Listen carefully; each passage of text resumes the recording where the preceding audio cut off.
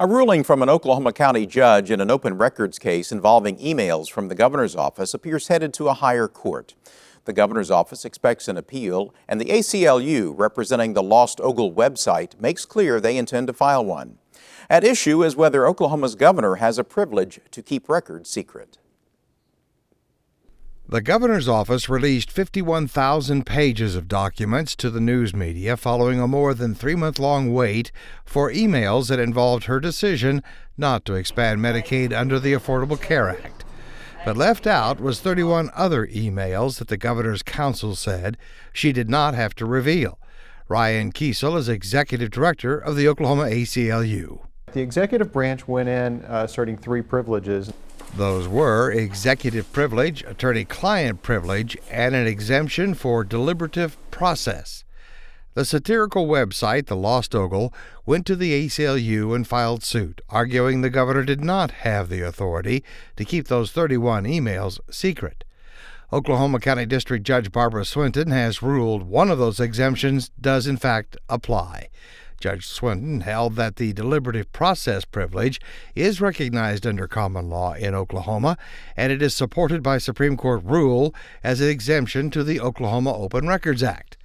The ACLU's Ryan Kiesel says the decision at least focuses their upcoming appeal. And the judge only considering one. So I think that as far as narrowing down the issues that subsequent courts would have to consider, this order certainly does that.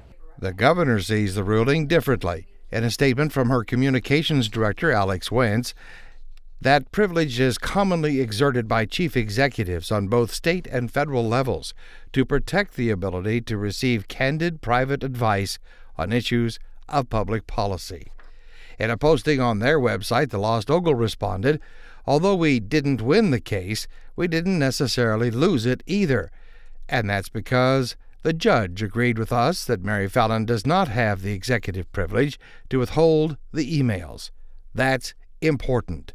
The ACLU's Kiesel agrees that the finding was an important part of the case.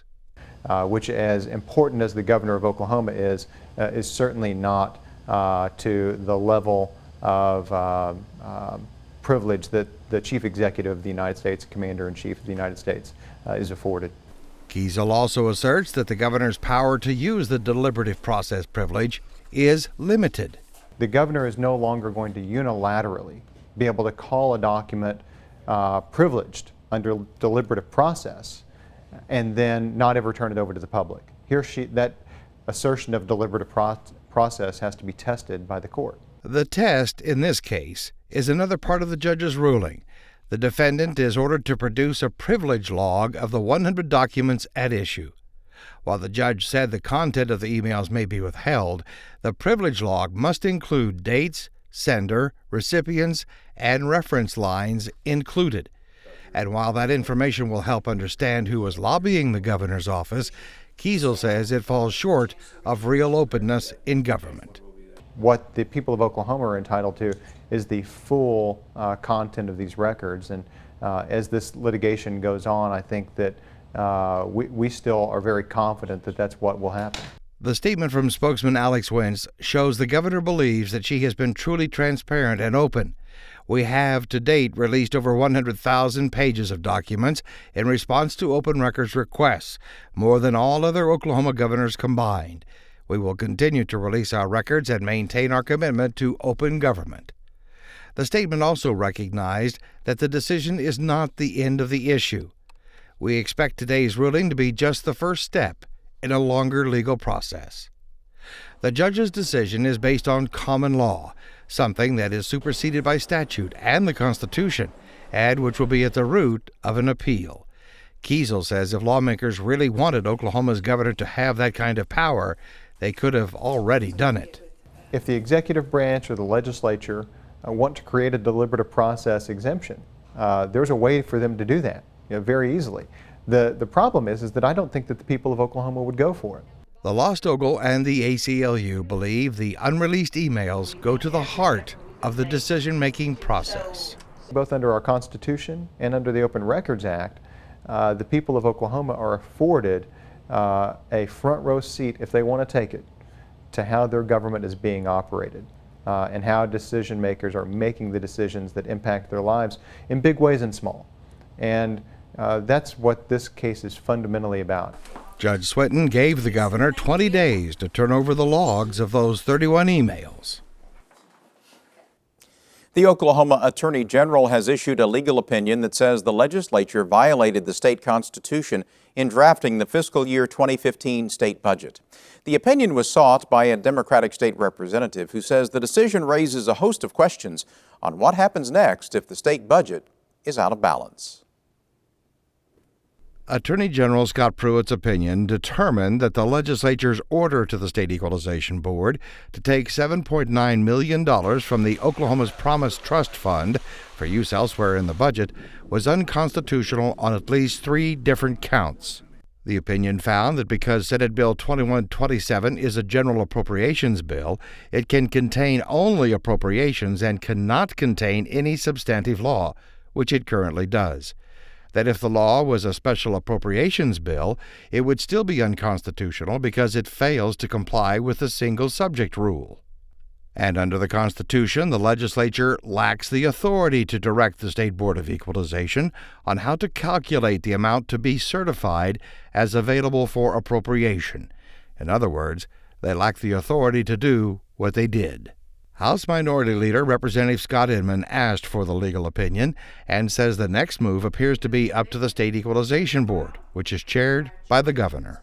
We hope now that the Board of Equalization will do what's within their constitutional authority and stand up and ignore the legislative's illegal and immoral edict to rob $8 million from Oklahoma's Promise. Representative Inman says he is confident the Equalization Board will follow the Attorney General's opinion because to do otherwise would put the new state budget in court.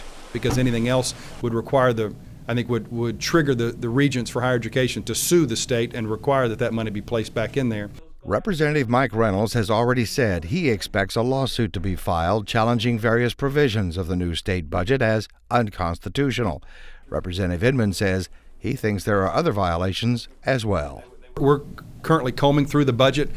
We've discussed some of the budgetary shortfalls thanks to robbing of other revolving funds. We're not ready to come out and make a complete statement yet on some of these issues, but we think that there may be further announcements or further requests for Attorney General's opinions in the future. Regardless of whether another legal challenge is forthcoming on the budget, the Attorney General's opinion leaves numerous questions unanswered. The State Equalization Board has to certify the final funds for the new budget before July 1st, but the ruling leaves the budget unbalanced, which also violates the Constitution. To get the budget in balance, apparently some state agency will have to take another financial hit. One particular provision may kick into effect, which would require the last $7.8 million, or roughly $8 million, that was expended within the budget, that money basically would be done away with. And we're not exactly sure what that looks like. That may mean workers' comp courts. I'm not sure who would be the negative recipient of this particular opinion. The governor's spokesman, Alex Wentz, says their legal staff is reviewing the legal and fiscal implications of the opinion. And the governor has rescheduled the Equalization Board's meeting for June 26th, following meetings with legislative leaders on what the board should do. John Estes, spokesman for Finance Secretary Preston Dorflinger, says several options are being discussed. The only one that has been made public is to take the nearly $8 million out of the higher education budget and give it back to them next year as a supplemental appropriation. But Estes says no special session will be necessary to put the state budget back in balance.